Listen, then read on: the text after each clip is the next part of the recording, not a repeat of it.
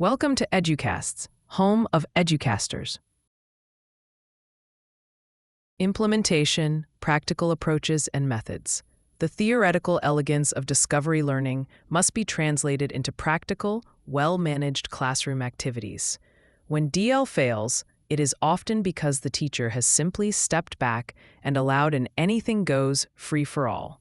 When it succeeds, it is because of masterful scaffolding and environmental design. Guided versus pure discovery, finding the balance. A major point of contention in the DL debate revolves around the degree of guidance provided to the learner. Bruner himself later acknowledged that pure discovery, throwing a student into a complex, unstructured environment with no guidance, is often inefficient and frustrating. Pure or unguided discovery. The learner is presented with a complex problem or an unstructured set of materials and is expected to figure out the principles, methods, and solutions entirely on their own. This is generally only effective for highly motivated experts or in fields where the exploration itself is the primary goal. For novices, it often leads to frustration and failure.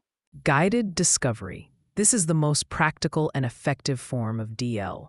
The instructor carefully sequences the materials, frames the problem, provides essential resources, and uses leading questions or strategic hints to nudge the learner towards the desired principles without giving the answer away. The learner is still discovering the relationship, but the teacher has laid the track for the train to run on. This is where the magic happens, as the teacher optimizes the intellectual struggle to make it productive. Inquiry-based learning, IBL. Inquiry-based learning is arguably the most common classroom instantiation of discovery learning. IBL frames the learning process as a series of investigative steps mirroring the scientific method. 1. Ask. Start with an engaging, open-ended question, e.g., why do boats float, or how did the geography of the American South lead to the Civil War? 2. Investigate. Students gather data, read primary and secondary sources, or conduct experiments. 3. Create. Students synthesize their findings into a tentative answer or hypothesis. 4. Discuss. Students present their findings, defend their conclusions, and compare their discoveries with those of their peers. In IBL, the teacher provides the tools and the starting question, but the student controls the path of investigation, thereby discovering the answers and the underlying principles along the way. Problem-based learning, PBL. Problem-based learning takes discovery learning to an even higher level of authenticity, particularly in college and professional education. PBL involves presenting students with an ill-structured problem, an authentic, real-world issue that has multiple possible solutions and requires interdisciplinary knowledge. A PBL scenario might be, your city council needs a proposal to reduce plastic waste without crippling local restaurants. Develop a 3-part solution. The students, working collaboratively, must define the problem, identify necessary knowledge, economics, ecology, public policy, research solutions, and ultimately discover a viable, defensible answer. The learning is embedded in the need to solve the problem. They discover the principles of sustainable design, circular economics, or legislative procedure because those principles are necessary tools for their goal. The role of the educator, the guide on the side. The most challenging shift in implementing DL is the redefinition of the teacher's role. The DL educator is less a dispenser of facts and more a master craftsman of the learning environment. They must 1. Curate the environment. Select materials, tools, and simulations that are rich enough to contain the discoverable structure, the facts and principles, but simple enough not to overwhelm the novice. 2. Scaffold strategically. Provide just enough support to prevent frustration, but not so much as to steal the discovery. This might mean providing a checklist of required variables in an experiment, a list of suggested readings in a history inquiry, or modeling a specific analytical technique before setting students loose on the data. 3. Diagnose and facilitate.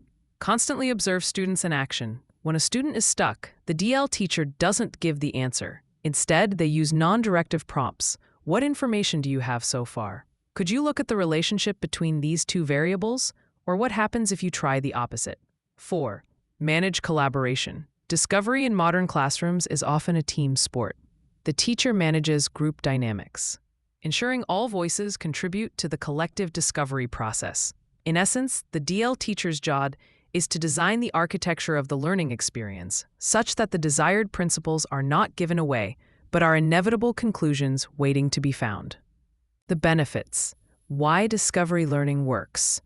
When implemented successfully with appropriate guidance, discovery learning pays huge dividends that often outweigh the slower pace and higher effort involved compared to simple memorization. These benefits span cognitive, motivational, and practical domains. 1. Intellectual potency and metacognition. The core cognitive benefit of DL is that it trains the mind.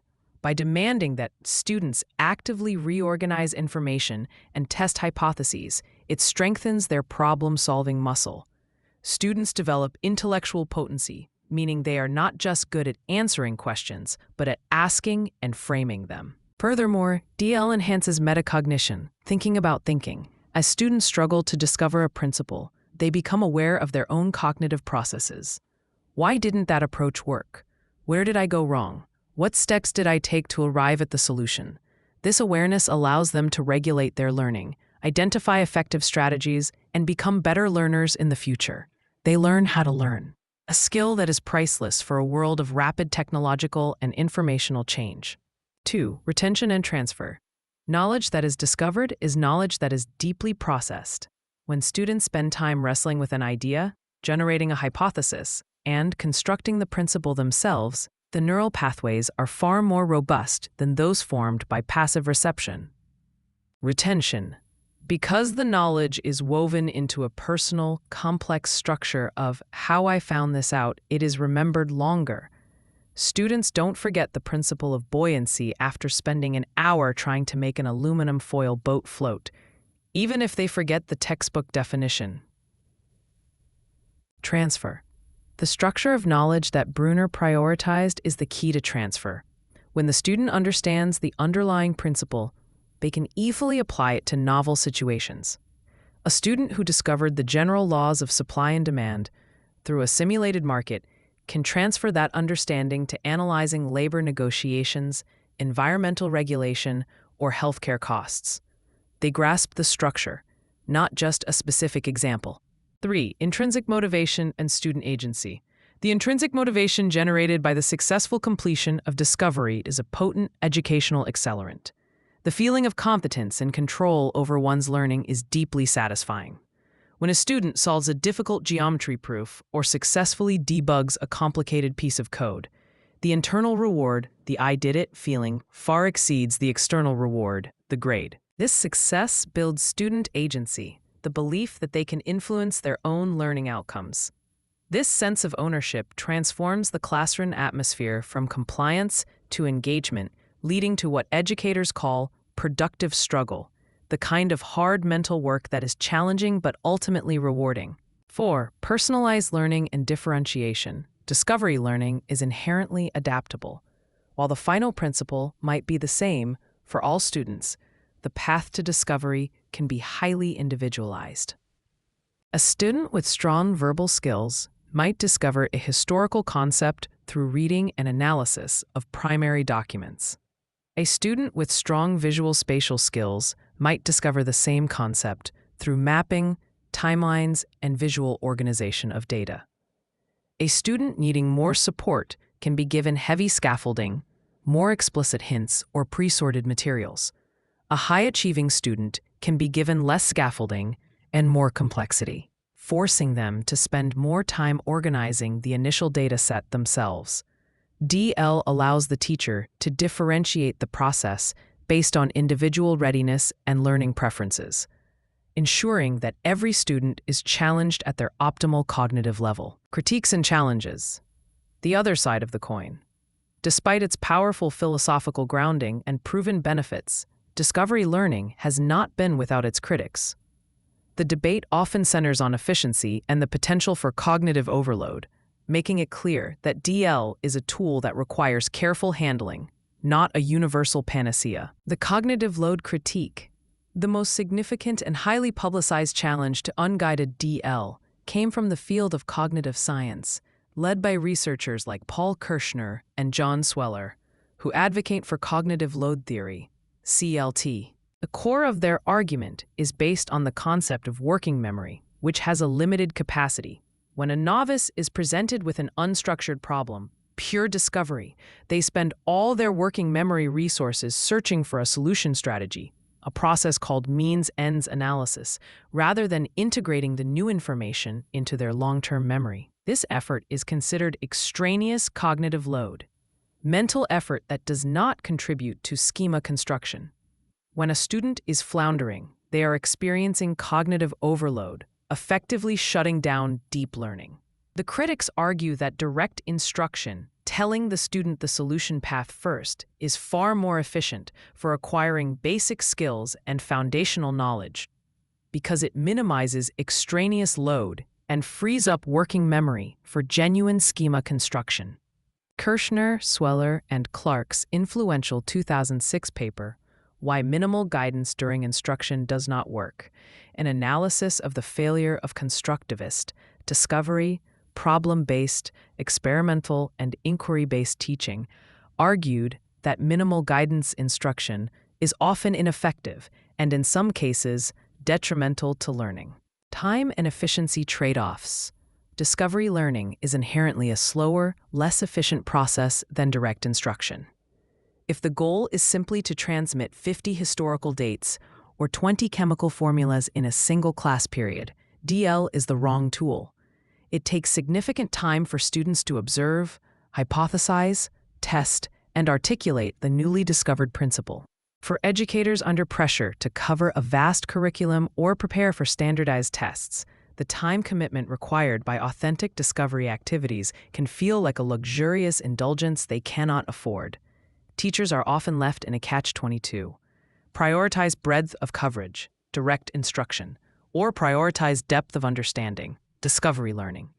Critics point out that in resource-constrained or high-stakes testing environments, the practical reality often pushes DL to the periphery. The need for prerequisite knowledge. Another critical challenge is the necessity of prior knowledge. Discovery is not possible in a vacuum. A student cannot discover the laws of thermodynamics if they do not yet have a foundational schema for force, heat, and energy.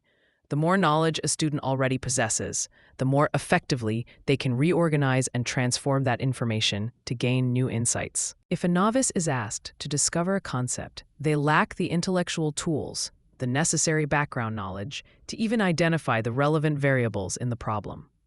They may become overwhelmed, or worse, develop faulty mental models or misconceptions. The cognitive load argument is most powerful precisely here. For true novices, explicit, direct instruction of foundational concepts may be a required precursor to productive discovery. Only once a foundational knowledge base is established can the mind effectively engage in the higher-order thinking demanded by discovery. Misconceptions and inaccurate conclusions. The freedom to discover also carries the risk of discovering the wrong thing. If a student's experiment is flawed, or if their interpretation of a historical document is skewed, they may develop a robust, personally constructed, yet entirely incorrect mental mode. A teacher using DL must be constantly vigilant, monitoring student discoveries closely to provide timely, corrective feedback. If the teacher waits too long, the student may have already cemented the misconception, making it much harder to undo. This necessity for constant, tailored intervention requires exceptional diagnostic skills from the teacher, making DL a demanding pedagogical method to master.